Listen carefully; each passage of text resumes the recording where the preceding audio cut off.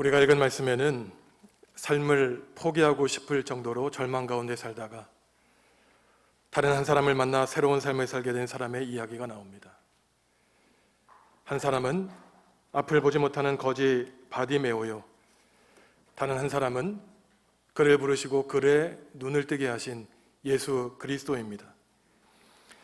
46절에는 오늘 말씀의 주인공인 바디메오에 대한 중요한 세 가지 정보가 나오는데, 그 아버지의 이름은 디메오고 바디메오는 시각 장애인이자 거지라고 말하고 있습니다.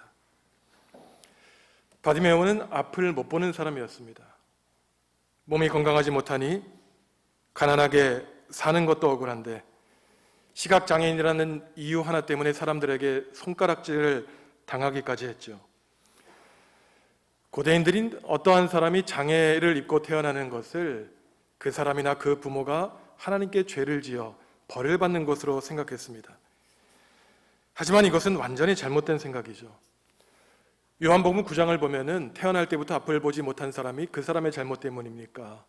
부모님의 잘못 때문입니까? 라고 묻는 사람들에게 예수님은 그 어느 누구의 잘못도 아니요, 하나님의 위대하신 일을 나타내기 위함이라고 예수님은 분명하게 말씀해 주셨습니다.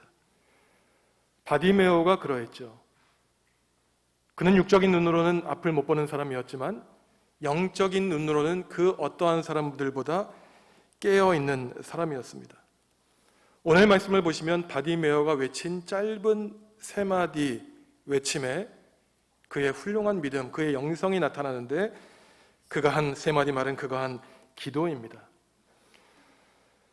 바디메오가 예수님께 한 첫 번째 외침, 첫 번째 기도에는 그가 믿는 예수님이 어떠한 분이고 또한 그 자신은 어떠한 상황에 처했기 때문에 예수님께 무엇을 간구해야 된다는 훌륭한 믿음이 나타나는데, 그가 한 첫째 기도가 47절에 나옵니다.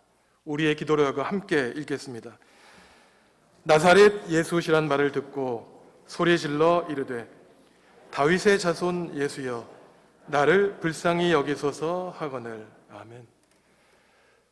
바디메오는 예수님을 나사렛 예수가 아니라 다윗의 자손으로 고백하고 있는 것이에요.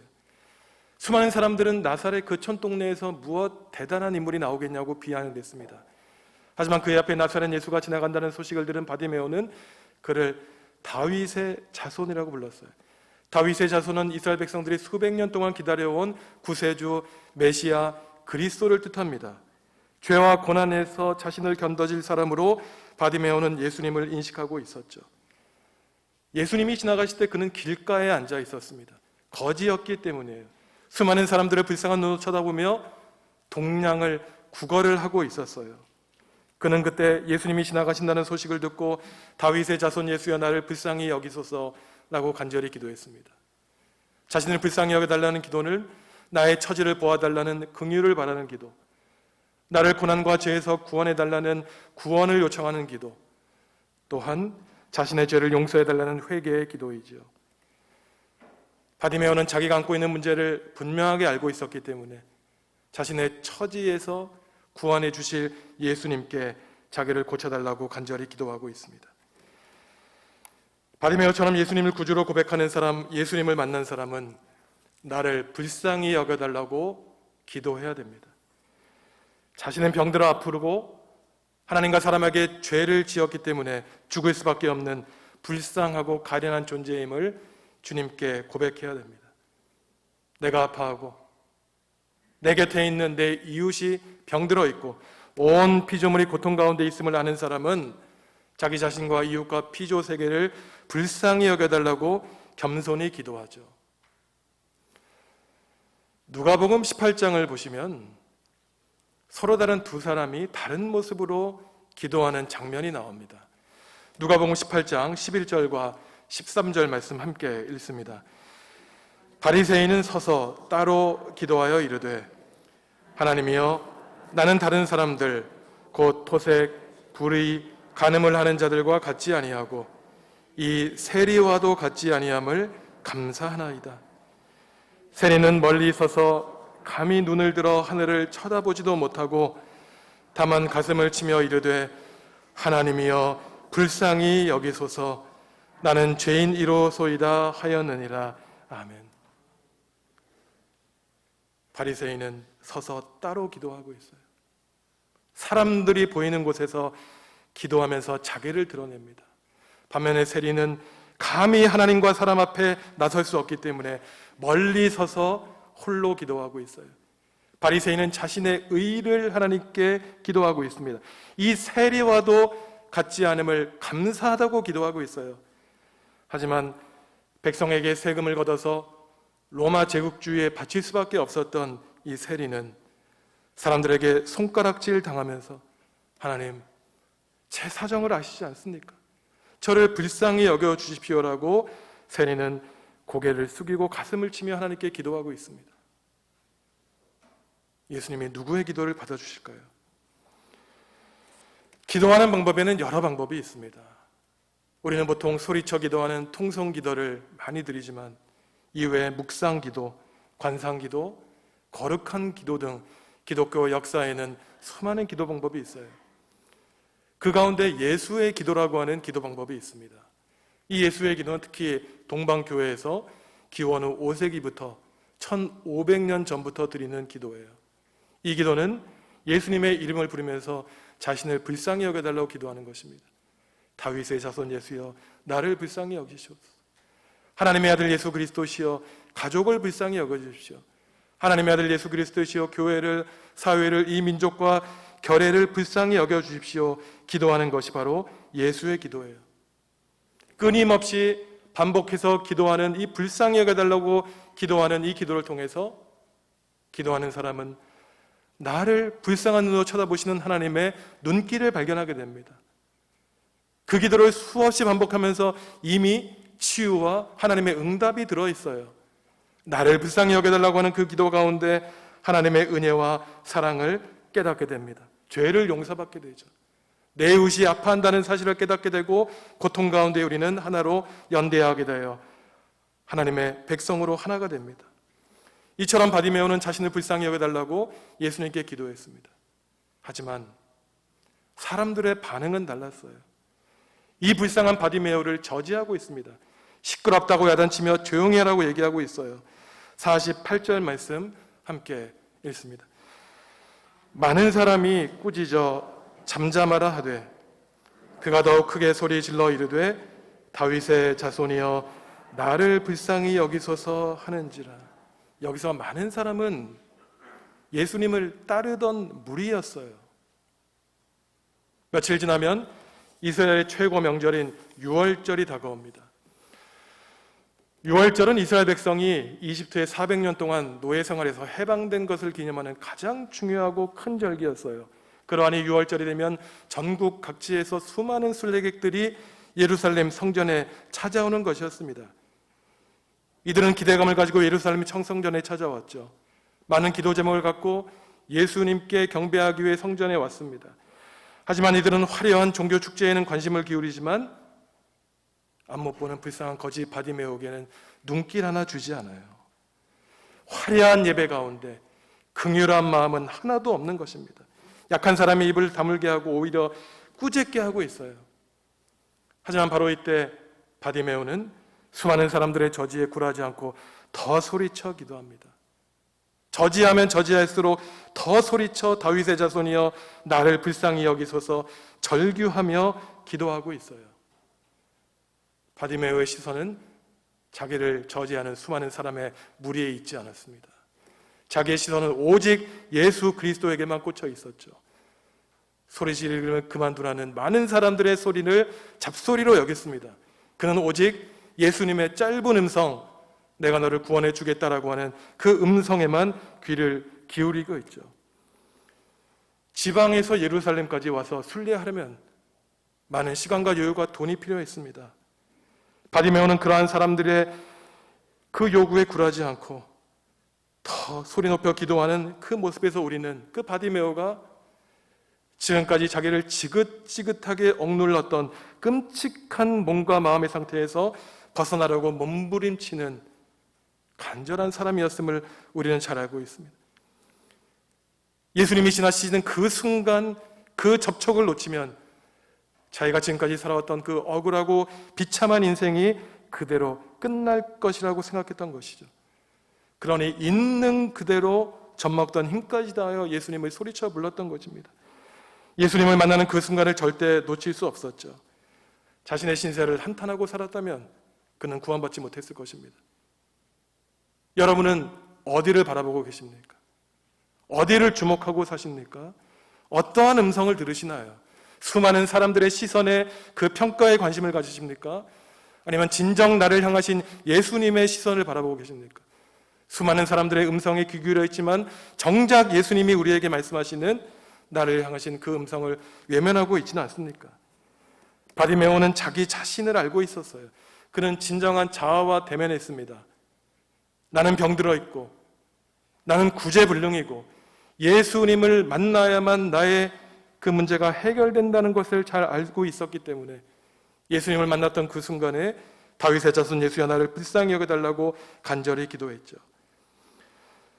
참된 신앙이란 아무도 없는 홀로 있는 그 시간에 나는 과연 나에게 누구인지, 하나님과 대면했을 때 하나님과 이웃에게 나는 과연 어떠한 사람인지를 깨닫는 과정입니다.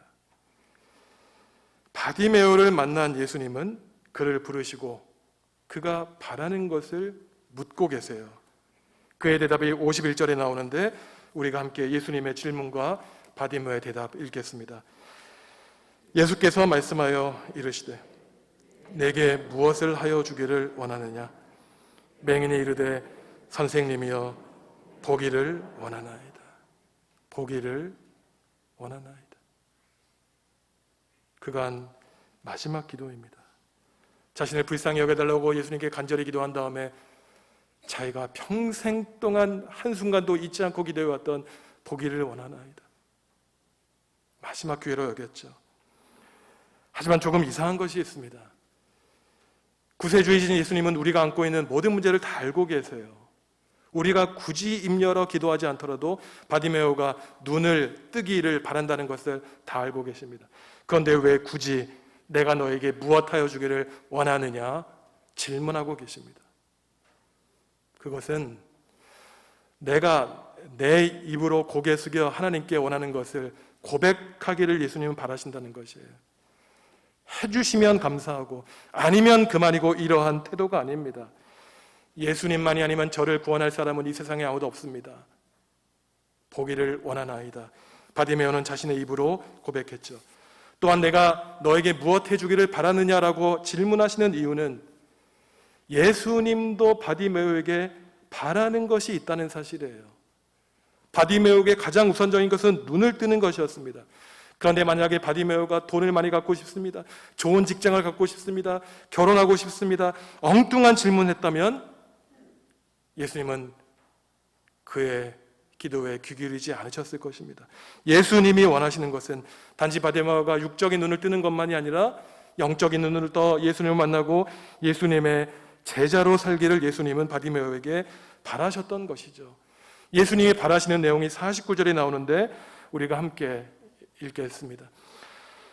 예수께서 머물러 서서 그를 부르라 하시니 그들이 그 맹인을 부르며 이르되 안심하고 일어나라 그가 너를 부르신다 하매 그를 부르라.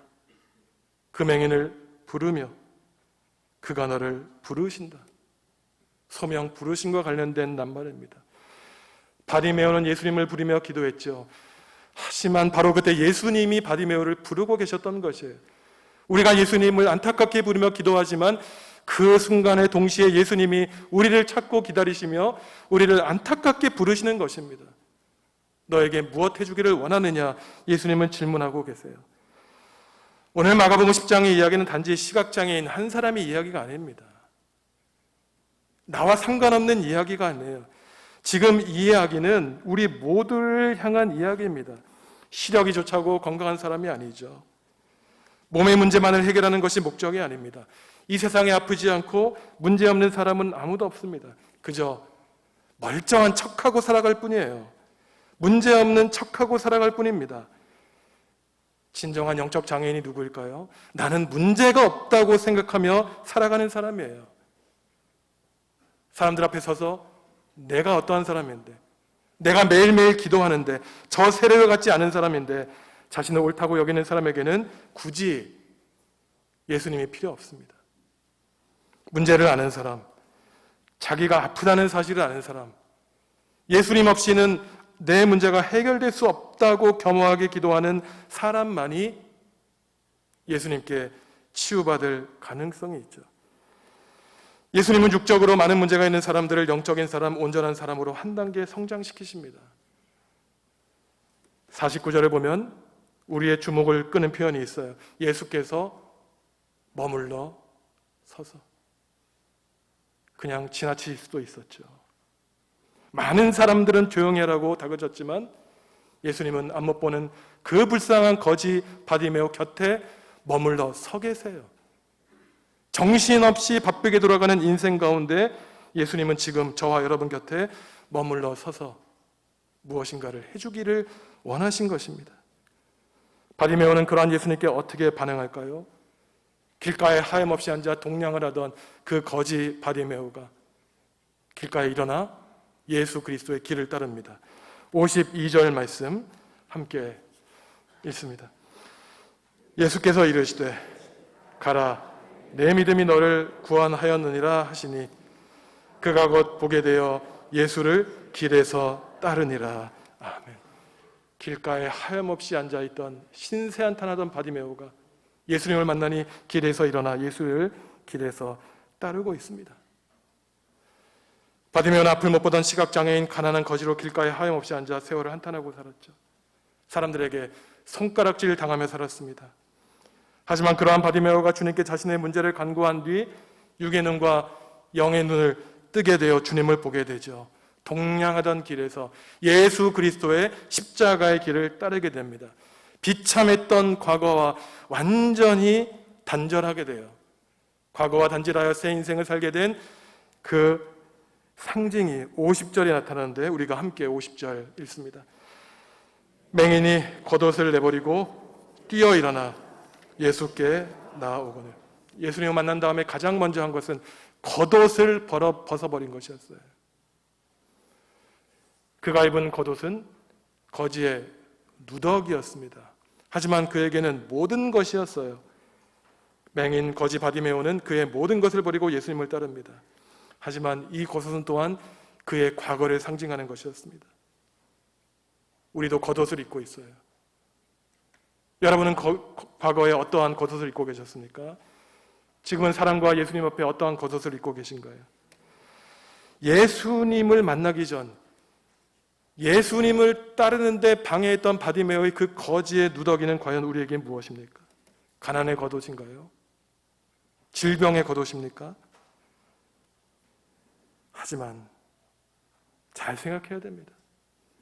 예수님께 나아가는 것을 방해하는 우리의 겉옷과 허울은 단지 우리의 문제거리가 아니에요. 남들보다 내가 더 많이 가진 것이 예수님께 나아가는 것을 오히려 방해할 수 있습니다. 그러한 겉옷은 재물의 겉옷, 오만과 교만의 겉옷, 많이 배웠다는 학식의 겉옷, 다른 사람들 세리보다 낫다는 자긍심의 겉옷이에요. 나의 풍족함이 예수님을 부수적인 존재로 방해할 수 있습니다.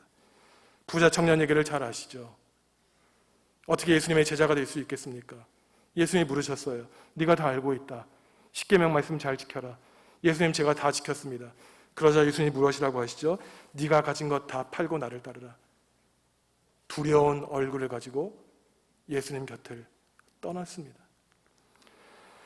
과거와 단절하기 원하는 사람, 지금 주님과 복된 삶을 살기 원하는 사람은 지금 내가 어떠한 삶을 가지고 살아가고 있는지, 내 문제는 무엇인지 나 자신과 만납니다. 예수님이 과연 나에게 어떠한 존재인지 바르게 예수님을 다윗의 자손 하나님이 보내신 메시아로 고백하게 되죠. 나 자신을 바로 알고 예수님을 바로 알게 되는 것이 나를 지긋지긋하게 힘들게 하는 죄와 고난에서 해결되는 우선적인 선결 조건이죠. 바디메오는 눈을 뜬 다음에 가장 먼저 한 것은 거울로 자기의 얼굴을 본 것이 아니었습니다. 자기의 가족과 이웃과 친척과 세상의 아름다운 산과 들과 강을 본 것이 아니었어요. 눈을 뜬 다음에 그가 가장 먼저 한 것은 거지의 겉옷을 벗어버리고 달려 뛰어가 예수님의 품에 안긴 것이었습니다. 바디메오의 믿음이 훌륭한 것은 예수님을 3년 동안이나 따르고 그에게 가르침을 받았던 제자들과는 너무나 달랐기 때문에 오늘 바디메오가 기록되고 있는 마가복음 10장은 예수님이 이제 예루살렘에 들어가셔서 고난받기 바로 그 직전의 모습입니다. 바디메오의 눈을 뜨게 하시는 것은 예수님의 공적인 생애 가운데 마지막 이적이었어요. 오늘 우리가 읽지 않았지만 우리가 읽은 바로 앞 본문을 보면 예수님이 마가복음 8장, 9장, 10장에 3번이나 걸쳐 내가 바리새인과 사도 개인들에게 잡혀 십자가에 매달려 죽을 것이다 라고 하는 순환을 예고하고 있습니다. 그때 제자들은 엉뚱한 얘기를 했죠. 예수님을 꾸짖었어요. 그리고 세베대의 아들 야고보와 요한은 이르되 주의 영광 중에 우리를 하나는 주의 우편에 하나는 좌편에 앉게 하여 주십시오. 예수님의 마음을 더욱더 아프게 했습니다. 3년 동안이나 예수님 곁에서 예수님에게 십자가의 도를 배웠던 제자들은 자신들의 욕구를 채우기 위해 예수님을 이용했어요. 하지만 안못 보던 거지 바디메오는 예수 그리스도를 만나고 보기를 바라고 불쌍히 여겨달라고 기도했으며 묵묵히 주님의 십자가의 길을 따른 참된 제자가 되었습니다. 성도 여러분, 기왕 예수님을 믿는 것, 예수님이 우리에게 바라시는 믿음을 가지면 좋겠습니다. 그러기 위해서는 하나님, 나를 불쌍히 여겨주십시오 라고 기도하셔야 돼요. 보기를 원하나이다. 하나님 나라를, 예수님을 보고 싶습니다 라고 기도해야 됩니다. 불쌍히 여겨주십시오, 보기를 원하나이다 라고 기도한 다음에 우리가 결심해야 되는 것은 우리의 겉옷을 버리고 예수 그리스도의 십자가의 길을 따르는 것이죠. 오늘 바디메오가 기도했습니다. 다윗의 자손 예수여 나를 불쌍히 여기소서, 보기를 원하나이다. 이 기도가 성도 여러분들의 기도가 될 때 사랑과 은혜의 풍성하신 주님이 여러분을 제자 삼아주시고 우리의 삶이 다하는 날까지 여러분과 늘 한순간도 빠지지 않고 동행해 주실 것입니다. 함께 기도하시겠습니다.